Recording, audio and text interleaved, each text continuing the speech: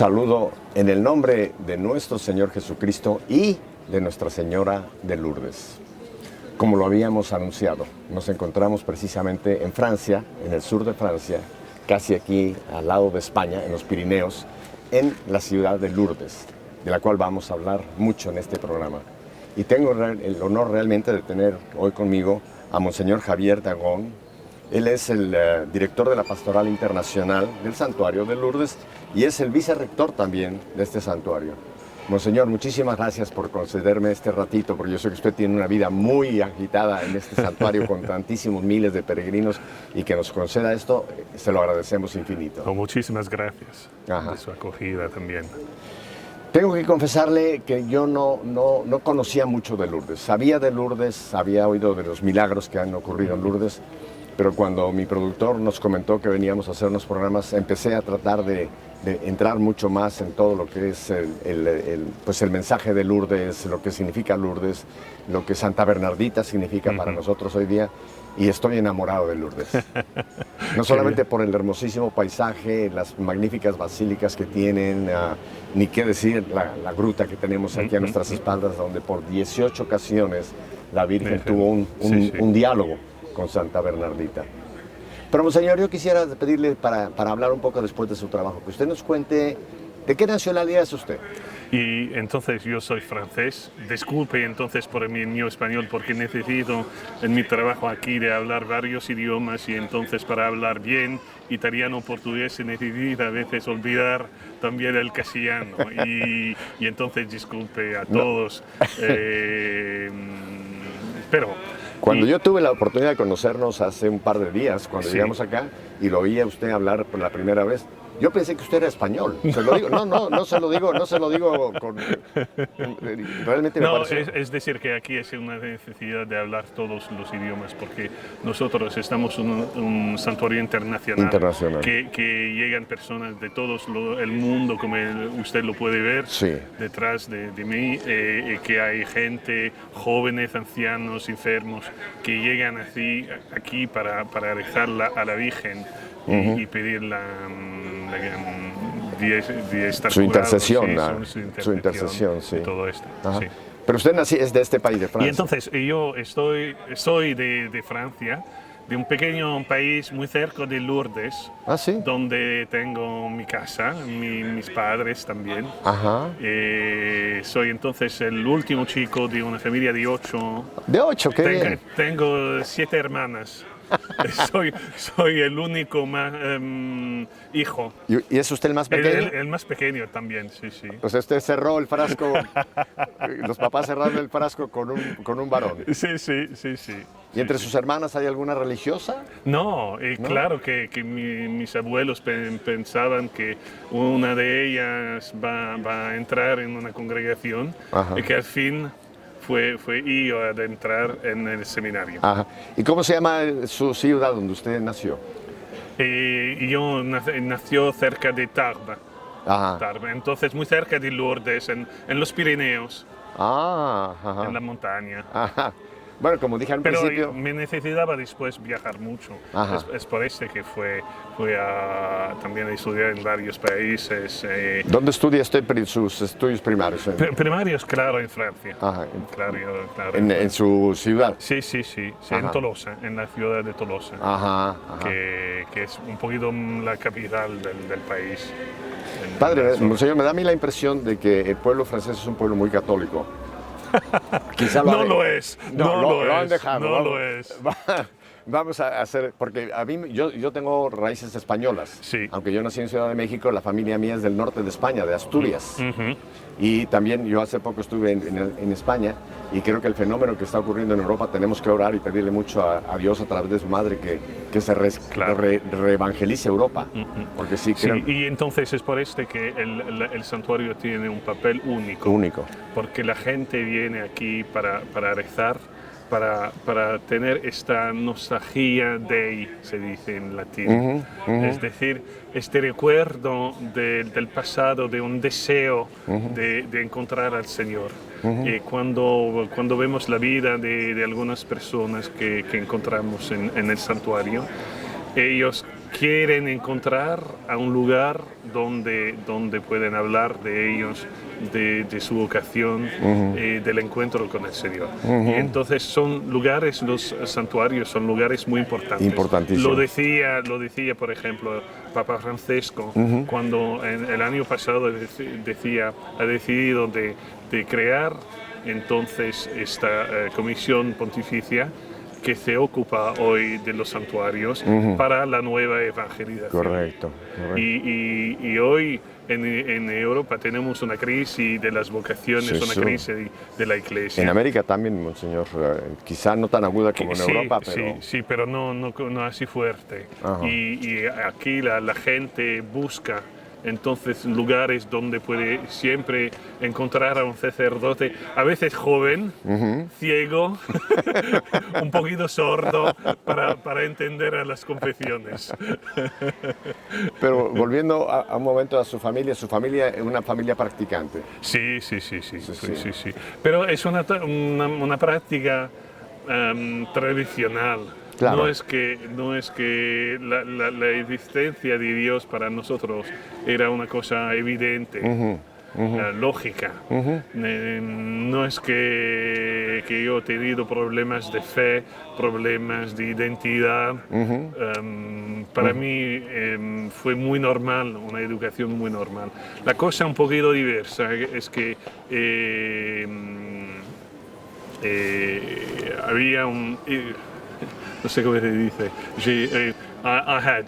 Yo tenía un incidente deportivo y entonces fue totalmente paralizado por 2 años y entonces me necesitaba recuperar para poder caminar, para poder hablar, para poder... ¿Qué deporte practicaba usted que le...? La parabola, no sé, el básquet. Sí, ¿y cayó usted? ¿O? Sí. Ajá.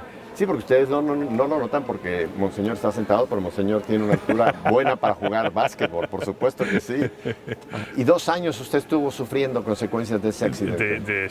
Y entonces para mí fue una experiencia también muy profunda, porque fue entonces educado en la fe y imaginar que un Dios que me ama puede hacerme dejarme en una cama sin poder mover, sin poder hacer nada, sin la ayuda de una otra persona, es, sabe usted, un poquito empezar a depender de los otros personas.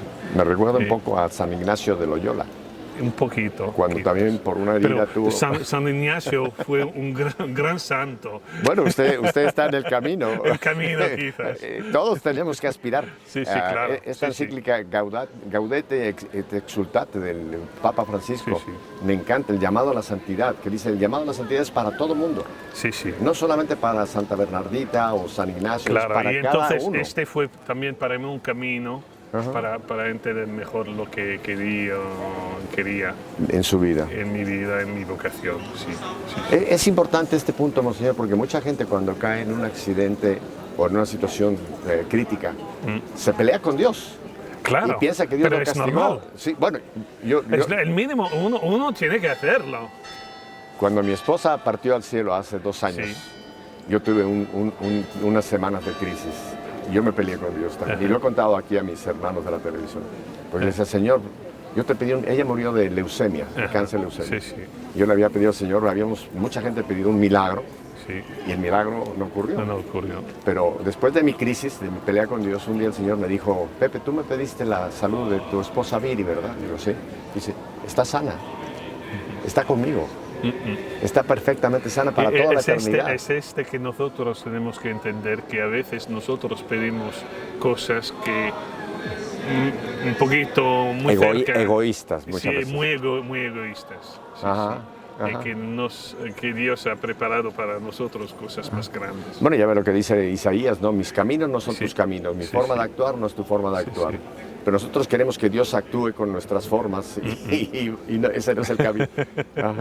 Y entonces para mí fue este camino de empezar, pero cuando uno es más joven es difícil al inicio, cuando uno tiene 13, 14 años. ¿A qué edad le ocurrió el A accidente? 13, cuando yo muy tenía jovencito. 13, 14 años. Ajá. Es el tiempo cuando uno quiere correr, quiere juzgar Ajá. y no podía. Ajá. Y entonces fue también para mí entonces un tiempo de crisis con Dios, con la fe. Ajá. Ajá. Pero después he entendido que quizás Dios quería otras cosas para mí. Bueno, aquí estamos viendo para qué el Señor quería a este momento. A lo mejor más adelante le tiene otro llamado para otra posición, pero ahora está usted haciendo un servicio importantísimo para tantos miles y miles, millones de personas que llegan aquí durante todos estos años acá. Es decir, que yo tengo una preparación para hacer este servicio. Cierto. Es que uno no llega aquí solo porque habita muy cerca de Lourdes. Es que yo fui también a viajar mucho, a estudiar en varios países, para entender también a las varias culturas, para entender a los varios idiomas y entonces ser preparado entonces para acoger a las personas que llegan de todo el mundo. ¿Y qué estudió usted en sus estudios? Muchos estudios. Tenemos tiempo. No, ¿Alguna carrera en específico tenía usted en mente? Sí, es que fue antes de entrar en seminario, fue un diplomático por años. Y entonces fue a hacer una escuela de negocio antes y después un doctorado de economía. Y después fue a trabajar para las Naciones Unidas. ¿Estuvo usted en Nueva York? Sí, Nueva York, sí. Y también en Viena, en Austria. Ajá.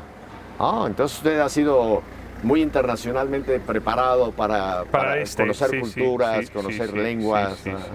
Y entonces tengo una curiosidad para entender también a la gente. Me parece que esto es lo más importante también, de saber escuchar a la gente, estar interesado también en lo que viven ellos. Oyó lo que dijo Monseñor.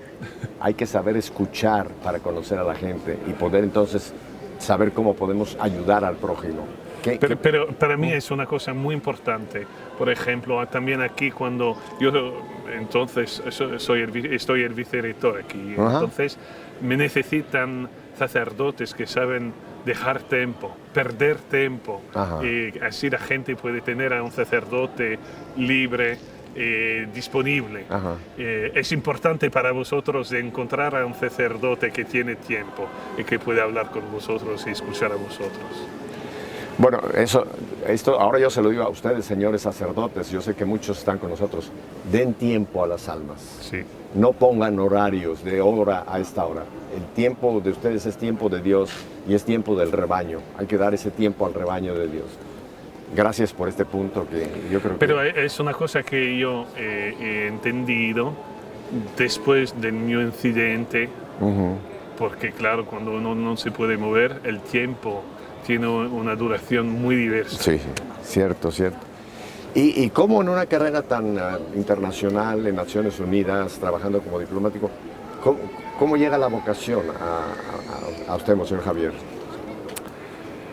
Es que fue a rezar una vez en una iglesia y así he encontrado a un señor viejo, pobre, que ha llegado a mí, que me ha dicho, no sé por qué, pero tengo que decirle una cosa.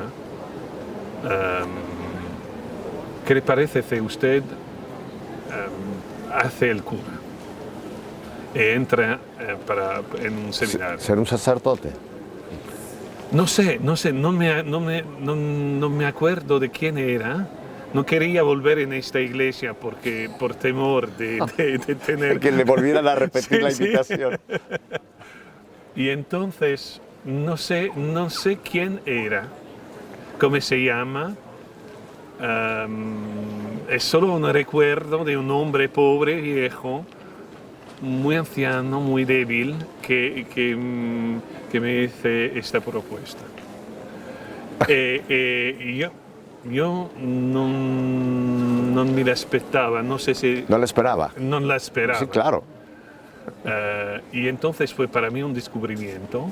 Y cuando fui a pasar adelante el Santísimo, las cosas eran para mí claras, que yo estaba para entrar en el seminario el próximo día. Ajá.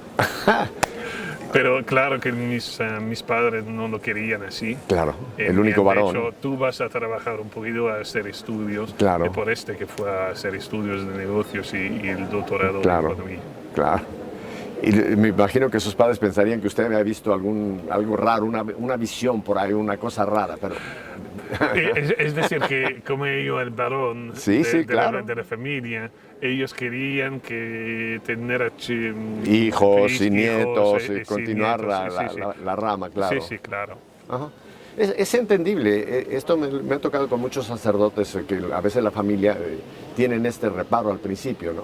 Porque obviamente uno dice, bueno, este es mi único hijo que... Es decir, que ya para nosotros es difícil entender a una vocación. Cierto. Es por que se necesitan años de estudios, años de preparación para ser ordenado. Claro. Pero también para la familia que no ha recibido esta vocación, es más difícil entenderla. Ya para nosotros es difícil, pero para ellos es de más difícil entender. Pero es normal que pueda ocurrir esto. Porque claro. Este es un punto importante. Si a usted en su familia, un hijo o una hija, le han venido a plantear y usted se encuentra en esta disyuntiva, dele tiempo al Señor. Dele tiempo a Dios que le aclare las cosas. ¿No es así? Sí. Y claro que al inicio quizás puede haber una oposición, puede haber una... Sí, oposición o negativa, de decir, no. Porque como le decía usted para su mujer, claro que nosotros tenemos nuestras ideas, y nuestros deseos, y que al fin Dios tiene más grandes proyectos para nosotros. ¿Y nunca se le ha ocurrido a usted pedirle a Nuestra Señora de Lourdes que le aclare quién fue ese viejito? Sí, no, claro. Puede haber sido un ángel. ¿Por qué no? Dios tiene formas de hablar. No sé. Pero yo tenía miedo de volver en esa iglesia. Claro. Y entonces no fue a visitar esta iglesia, me parece, por más de 10 años. Sí, porque la próxima le iba a decir, usted no solamente va a ser sacerdote, sino obispo también. No, obispo, no. Este no es un problema. Ya tengo muchísimos problemas, entonces no me necesitan más. Yo lo digo con mucho respeto, se lo digo a señores obispos y arzobispos. Le digo, yo no sé si usted recibió un honor o un castigo de Dios. No, es un castigo. Ya lo sé, que es un castigo. Está bien. Pero una vez que usted tiene que va al Santísimo y usted tiene claro, ¿qué tiempo tarda usted ya en entrar propiamente al seminario? Y entonces mis padres me decían, yo tenía a la época casi 18 años, y entonces mis padres me decían, no, tú tienes que esperar un poquito, claro. Encontrar a una chica, hacer estudios, y entonces es lo que he hecho. ¿Encontró la chica? Claro. Sí, es normal. Sí, es normal. Claro. Es normal, hace parte de la vida seguro. Normal. Pero me llamaba de más el Señor. Y entonces a un cierto momento de mi vida, yo estaba entonces en las Naciones Unidas para trabajar para el desarrollo industrial en el mundo. Y era el más joven empleado experto de las Naciones Unidas a la época. Pero el Señor me ha llamado y entonces de nuevo, y entonces era necesario para mí hacer una prueba en el seminario para saber si de verdad era mi vocación o si era solo un sueño. Sí, porque el seminario es un tiempo de discernimiento todavía. Sí. Mucha gente piensa que ya entró a un seminario, ya está. Es decir, que la gente no entiende por qué se necesitan 7 años para saber decir la misa. Claro. Para celebrar la misa. Sí. Basta leer el misal. En media hora lo entreno. Sí, claro. Que no es así que trabaja el Señor. Que Él necesita también preparar nuestro corazón a aceptar esta misión y esta identidad. Es que no es solo el hecho de la ordenación que te cambia, es también el servicio que haces con las personas, con vosotros, con la iglesia. Y para se necesita un poquito de tiempo para entender lo que de verdad el Señor nos llama a hacer y a estar. Bueno, a ser servidores, Sí, servidores, porque muchas veces vemos al sacerdote como un ser extra aparte por acá, pero no, él es un siervo de los... Bueno, el Papa, uno de los títulos del Papa es siervo de los siervos. Siervo de los siervos, claro. Si el Papa es siervo de los siervos. Pero para se necesita también un poquito de tiempo, porque claro, cuando uno es ordinado, es sacerdote de verdad, pero para entenderlo bien necesita también más tiempo para aceptar cómo la gente te mira, cómo la gente te pide también de celebrar las misas, de confesarse. Claro que uno es sacerdote ya del inicio, después de la ordenación, pero para aceptar esta vocación de nuevo se necesita tiempo.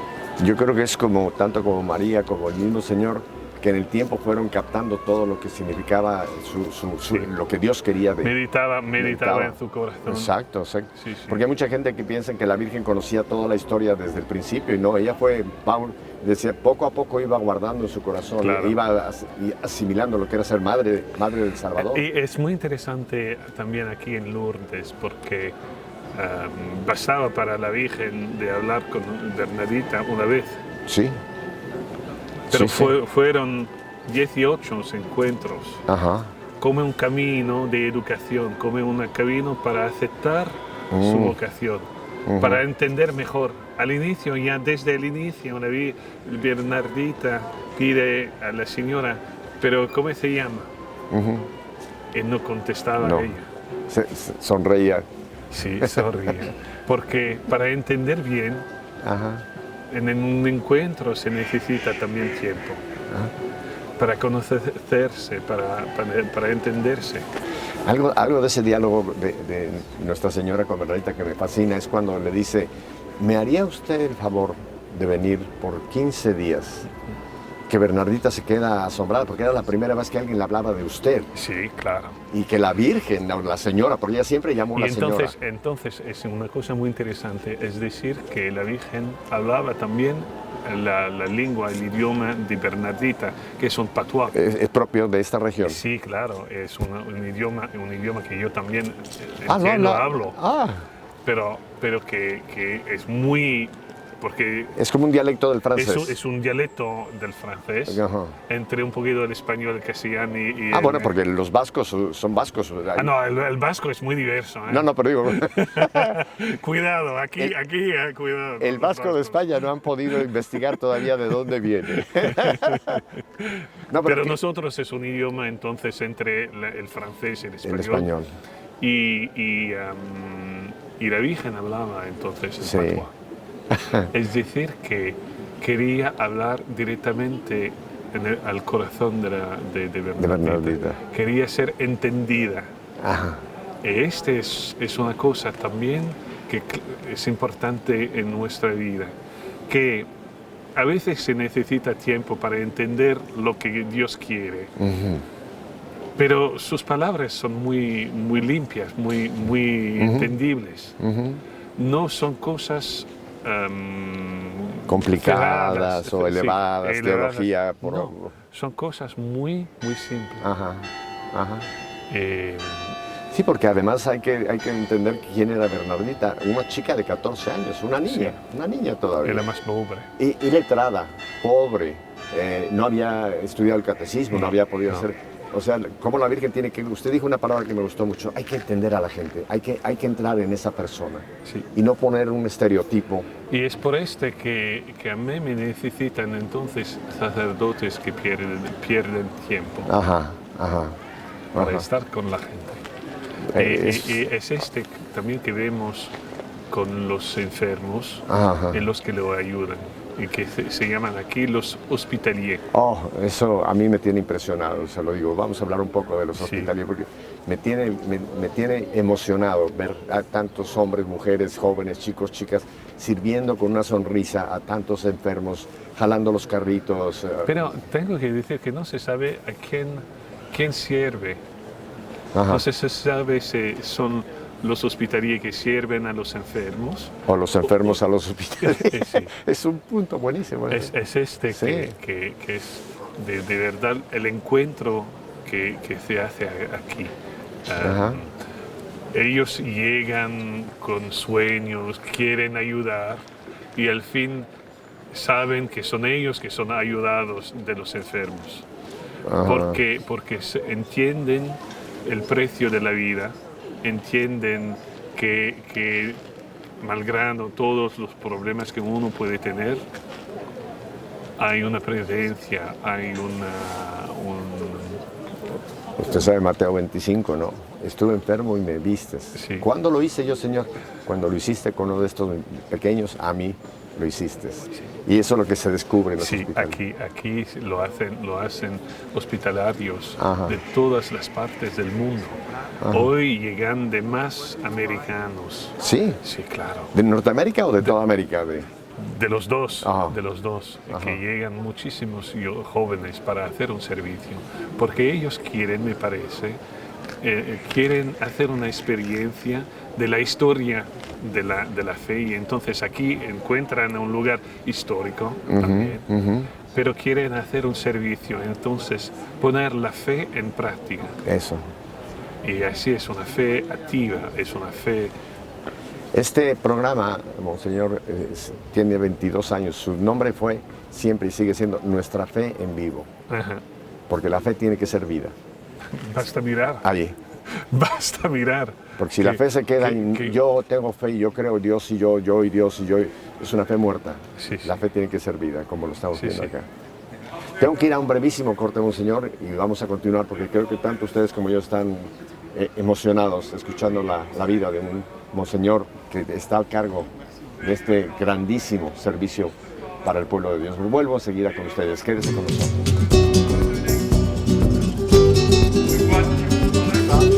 Disculpe por el miedo.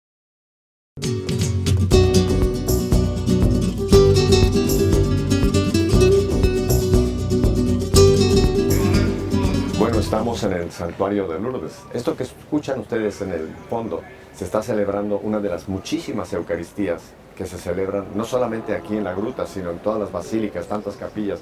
Así que es una misa lo que oyen ustedes por ahí al fondo. Hablando de misa y para no quitarle más tiempo, ¿cuándo se ordena usted y en dónde? Entonces fue ordenado diácono en los Estados Unidos, ¿Ah, sí? a Washington, Ajá. en el Santuario Nacional de Washington, Sí. y un mes después en la Catedral de Tolosa, en Francia. Aquí en Francia como Sí, sacerdote. sí. ¿Y después? Ya desde hace 20 años, más o menos. Oh, 20 años. Sí, sí. Yo le decía a Monseñor antes de iniciar que se ve mucho más joven de lo que No, él dice. pero no decirme insomnias, por favor. No, pero usted es un hombre joven y qué bueno porque esa vitalidad que usted tiene, que el Señor le devolvió después del accidente, Sí, usted sí. la ha puesto al servicio del pueblo de Dios. Sí, sí. ¿Y cómo llega usted a Lourdes, Monseñor? Es decir que entonces fue un diplomático con varios cargos, también como sacerdote. Entonces he trabajado en los Estados Unidos, en Washington, también en Roma como diplomático, en la Embajada de Francia, en la Santa Sede. Y entonces tenía esta experiencia internacional. Claro. Y aquí se necesitaba uno para coordinar los varios idiomas y también el servicio pastoral que hacemos. Entonces yo tengo que hacer dos cosas mayores, es decir, organizar la acogida de los peregrinos internacionales aquí y también representar el santuario en todo el mundo. Es por que tengo que viajar. Cada año tengo que viajar en 20 países más o menos. Vamos a hablar de los dos aspectos que son interesantísimos. Coordinar la llegada de los miles y miles. ¿Hay algún millones? Millones. Eso le iba a decir. ¿Hay algún número aproximado? ¿Cuántos gente viene? No se sabe exactamente, pero se dice más de 5 o 6 millones de personas. ¿Al año? Sí, Ajá. sí, sí. Pero este es solo una parte, es decir, que además tenemos más de 100.000 voluntarios que hacen servicios para los enfermos. Claro. Y este es una parte. Usted lo coordina, todos los voluntarios. Tengo que vigilar, no puedo hacer, no puedo conocer a todos, sí. pero tengo que vigilar y organizar un poquito las cosas. Y es un desafío enorme porque cada uno llega con su tradición, su cultura, su idioma.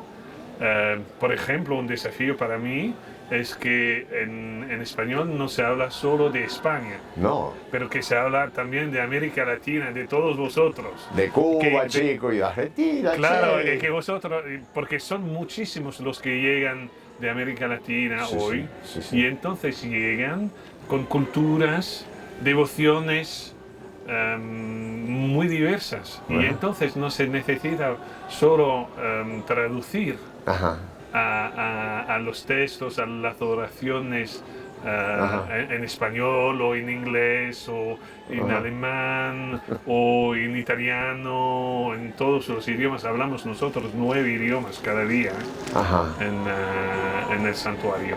Entonces no se trata solo de traducir las oraciones o los documentos, se trata también de organizar la llegada y la acogida, también con sacerdotes que llegan de todas las partes del mundo. Llega una enorme cantidad de gente enferma. Sí. Incluso muchísimos que no pueden caminar, que tienen que venir en una silla de ruedas, o incluso he visto incluso en camillas. ¿Ustedes coordinan desde que esta gente piensa venir a Lourdes? ¿Cómo las van a ayudar? ¿Cómo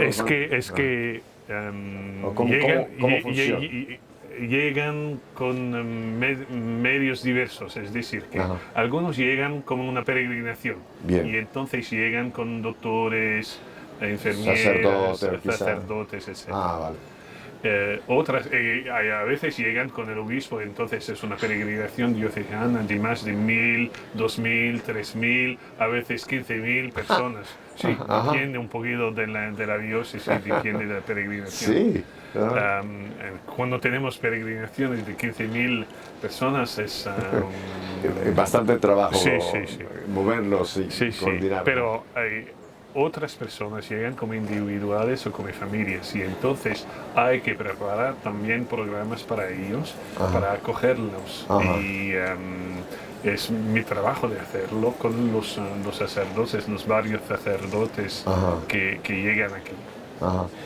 Me pregunto, viendo que hay gente que se ve que viene realmente enferma, o sea, ustedes, aparte de que si ellos vienen con médico, o ustedes tienen, me imagino, algún servicio médico adicional por si tienen Este es un signo de providencia.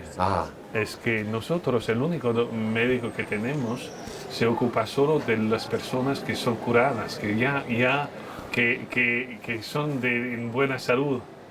A ver, eso sí es la oficina. Sí, no, es un médico muy especial que a él no le interesa a los enfermos, lo interesa solo a las personas que han recibido una gracia. Sí. Y en el santuario no tenemos una estructura medical permanente. Médica para nada. No, son solo médicos que llegan para hacer un servicio de algunos días. Entonces son voluntarios. Y para mí es un signo de la providencia que jamás nos falta personas. Siempre hay personas que llegan, enfermeras, doctores, médicos que llegan para hacer un servicio. Pero no hay una estructura permanente. Sí, todo el mundo pensaría que hay un hospital como esperando. No, entonces tenemos 3 accueil, lo que llamamos accueil, que son estructuras medicales entre un hospital y entre un hotel donde se puede acoger a personas enfermos graves, necesidades especiales, enfermos graves. Muy graves, pero no se puede hacer tratamientos, no se puede hacer cirugía. Claro. Sí, todo esto. No, es que uno tiene que captar la magnitud de lo que ocurre aquí para darnos cuenta de cómo está. Usted acaba de decir una palabra importante, la providencia, que está a la mano de la Virgen como madre también, ayudando a que es lo que hijos... necesitamos dejar. que nosotros a veces organizamos las cosas, pero tenemos que dejar también la libertad a la Virgen de hacerlo como lo quiere. Claro. Que a veces nosotros, cuando tenemos muchísimos peregrinos, por ejemplo, en el santuario, queremos hacerlo pasar por una parte, por la otra. No puede funcionar. Con los italianos, con los franceses o los alemanes quizás a veces, pero con los italianos no puede funcionar. Y los españoles menos. Disculpe, pero me parece que con los sudamericanos a veces no funciona tampoco. Y entonces tenemos que dejarlo también a la libertad de cada uno. Esta es la piedad popular. Es un santuario donde se hace, nosotros claro que podemos hacer cosas, pero hay un nivel de piedad popular que es muy importante, que cada uno lleva con sí. Es que la gente llega aquí para encontrar a la Virgen.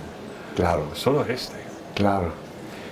Monseñor, habría tanto de qué hablar y quiero aprovechar esta presencia suya. Ahora, háblenos de los voluntarios, porque es impresionante ver a estos chicos y chicas con una sonrisa, jalando un carrito, llevando a alguien. A mí me ha tocado el corazón inmensamente desde que llegué a Lourdes. Me ha llamado mucho la atención, por supuesto, el momento que he tenido ahí en la gruta, eso no lo voy a cambiar por nada de mi vida. Pero estos voluntarios son parte importantísima de lo que Dios hace aquí en Lourdes. Sí. Es decir, que a veces puede ser para ellos también un desafío de encontrar enfermos. Algunos de ellos son muy jóvenes. Sí. Y para ellos es la primera vez que van a encontrar a personas débiles, sí. a personas que no pueden caminar, que no pueden hablar, sí. y no saben cómo hacer. Y entonces el desafío para nosotros también es de preparar a ellos a este encuentro. Porque claro que hay un servicio que hacer, pero no es solo este. Hay que ver la cosa de más que está detrás, es decir, el encuentro personal.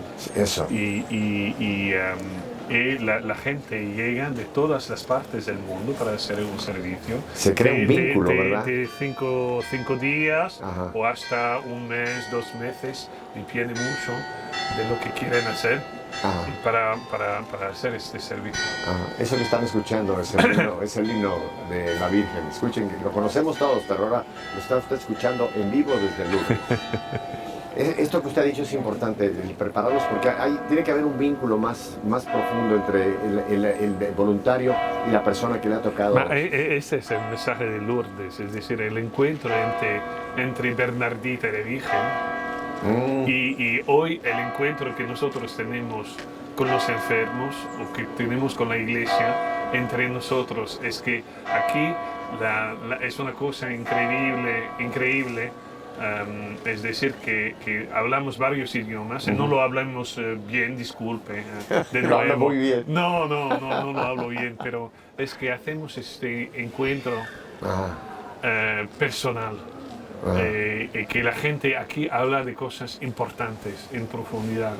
Y entonces el encuentro para estos hospitalarios es la cosa más importante que puede llevar a casa. Es decir, que una vez han hecho una cosa buena, han podido ayudar a una persona que normalmente se queda a casa o está en un hospital y que lleva un sonriso enorme. Es este. Pero usted lo dijo muy bien, es en las dos direcciones. El chico o la chica que está brindando, o el señor o señora, porque yo he visto gente también adulta, no son solamente jovencitos. Se llevan un toque tremendo por ese servicio. Pero yo calculo que el enfermo, quizá, Monseñor, ha habido sanaciones o ha habido algo que pasa en el enfermo producto de la persona que lo atendió. Que a lo mejor eso es lo que la Virgen quería. Es el enfermo que le recuerdan de la importancia también de la vida, de su valor. Que le dice no perder tiempo, ir deprisa en tu vida porque te llama el Señor a algo de más grande, más importante, te llama a algo. En estas horas que hemos tenido días aquí en Lourdes, Monseñor, algo que muy en lo personal he captado es como que aquí mucha gente quizá piensa que solamente viene a Lourdes para un milagro físico. Y muchas veces no ocurre el milagro físico. Pero yo no creo que nadie se va de Lourdes sin un toque de Dios por intercesión de la Virgen. Es mi impresión. Nadie, no sé, porque a veces uno no lo deja hacer.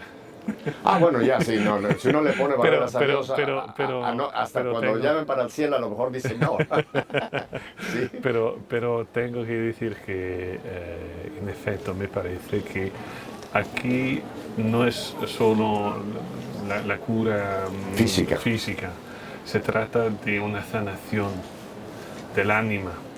El alma. Del alma, se trata de una sanación del alma, se trata de una sanación a veces de los cuerpos, pero es una sanación de la identidad de la persona.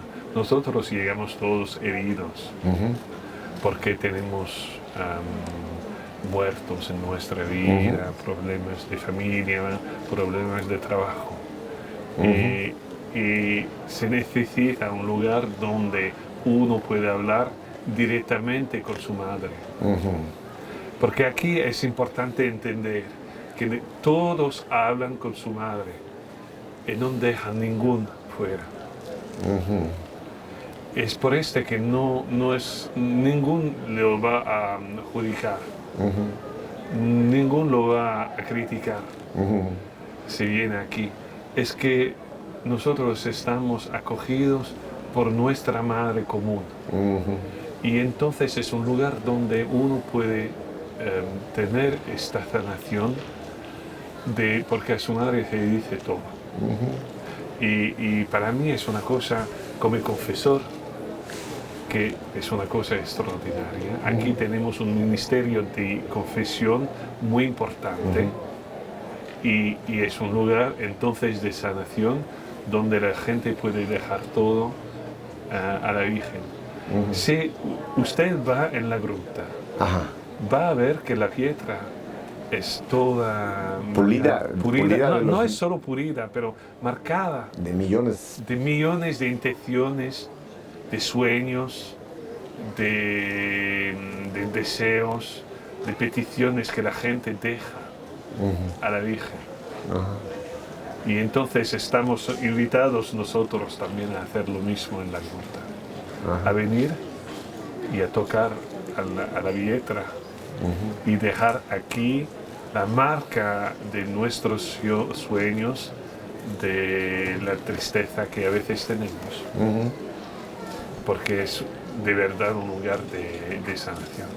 Esto que ha dicho usted es tremendamente profundo, Monseñor.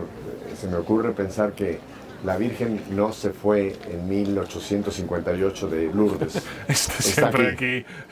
No, pero no solamente la imagen que está no solo en la la ruta, imagen, ella está aquí. No, claro. Que una vez una chica me decía, pero ¿dónde está la Virgen? Aquí está solo la estatua. Y le decía, vas a mirar a la gente, que todos entran a veces con el peso de la vida y se marchan con un bel sorriso y han dejado aquí todos los problemas y han recibido la gracia. Aquí en Lourdes es para dejar y para recibir. Recibir las gracias que ha preparado para nosotros el Señor. Va usted a recibir muchísimos más miles de visitantes, porque creo que mucha gente ahora va a entender. No, es que es muy importante esto, Monseñor, porque se nos van a venir. Se le puede decir una cosa. Venir aquí no para hacer una visita turística. Ese es el punto. Pero hacer una peregrinación. Ahí está. La única cosa que me interesa es que vosotros lleguen para hacer una peregrinación, para hacer un encuentro con la Virgen. Sí. Es exactamente el punto que yo quería mencionar. Usted lo ha dicho muy bien. Porque no solamente pensar, bueno, si estoy enfermo voy a Lourdes a ver si me sano. No es eso. Usted lo acaba de decir perfectamente. Es venir a Lourdes, independientemente si estoy enfermo, sano, joven, adulto, a tener una peregrinación, tiempo con la Madre. Y dejar... Y en una peregrinación es decir, dejar. Dejar su país, dejar sus problemas y llevarlos aquí para dejarlos por siempre. Y nosotros, por ejemplo, como confesores, a veces entendimos a personas que tenían problemas por años que aquí están capaces de dejar a los pesos que llevan desde hace años. Creo que a todos nos pasa, monseñor, haciendo una comparación ahora terrenal. Cuando estamos fuera de la casa materna y volvemos después de muchos años con mamá. Sí, es lo mismo. Que llegamos a ese abrazo con mamá, ¿no? Y que claro. mamá no nos dice nada, sí, nos abraza y nos besa y ya se solo. Es como, aquí es como comer como se hacía como cuando nosotros éramos chicos. Ajá, ajá. Sí, no sé cómo se dice en español, pero es volver a la casa de la madre. Volver a la casa de la madre. Sí, sí, con los odores de la casa de la madre. Con los problemas, sí, con las heridas, con las alegrías, o sea, volver nosotros y dejar.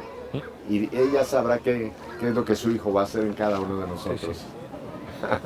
Sí, exactamente. Ajá. Y nosotros, como capellanos de Lourdes, estamos solo al servicio de los peregrinos y ante todo al servicio de la Virgen.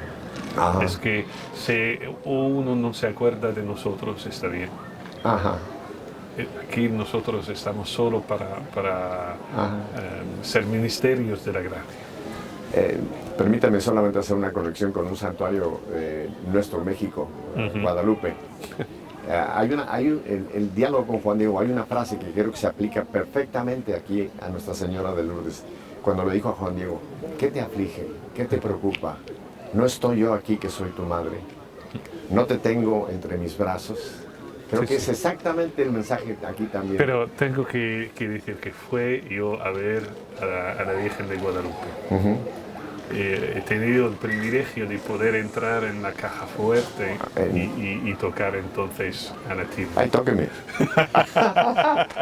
Pero fue para mí una experiencia única, tengo que decirlo. Ajá. Porque tenía este sentimiento de estar con mi familia. Que uno sea en Guadalupe, que uno sea en Aparecida, que uno sea Fátima o a Lourdes, estamos con nuestra madre. La única cosa es que el carisma es diverso. En Guadalupe se mira a la Virgen y se deja mirar por la Virgen. Porque tenemos esta imagen así muy buena de la Virgen. Milagrosa. Sí, milagrosa de la Virgen. Aquí uno llega para hacer esta conversión, para hacer esta sanación de su alma y de su cuerpo. El carisma es la misma, el carisma solo es diverso. Es interesantísimo, creo que nunca yo en ningún programa he tenido oportunidad de hacer estas conexiones entre estos santuarios marianos y como usted dice, el carisma es diferente pero la madre es la misma. Sí. Lo mismo, no estoy yo aquí que soy pero tu el madre. Carisma es una cosa que nosotros hemos recibido, no claro. Es una cosa que nosotros... Han inventado ustedes, ¿no? No. Ajá. Y entonces es una cosa que nos deja muy humildes. Y nos embaraza, apena. Sí, nos apena a veces, porque de frente a la gracia no se sabe cómo hacer. Sí, la gracia es un regalo gratuito, no algo que nosotros, lo que sea, escribirle a Dios, haz esto, no, Dios se ríe como la Virgen cuando Bernadita le pedía, dime tu nombre, se reía. Dios cuando le ponemos nuestro plan se ríe y dice, déjame hacer el mío. Monseñor, le voy a pedir un último favor. ¿Quisiera usted darnos su bendición para todo nuestro auditorio? Que el Señor bendiga a todos vosotros, a vuestras familias, que la Virgen de Lourdes le proteja por siempre. En el nombre del Padre, del Hijo y del Espíritu Santo. Amén. Y de nuevo, disculpe por el niño español. Muchísimas gracias, monseñor. Muchísimas gracias. Muchísimas gracias. Nos vamos a volver a ver. Sí, con mucho gusto.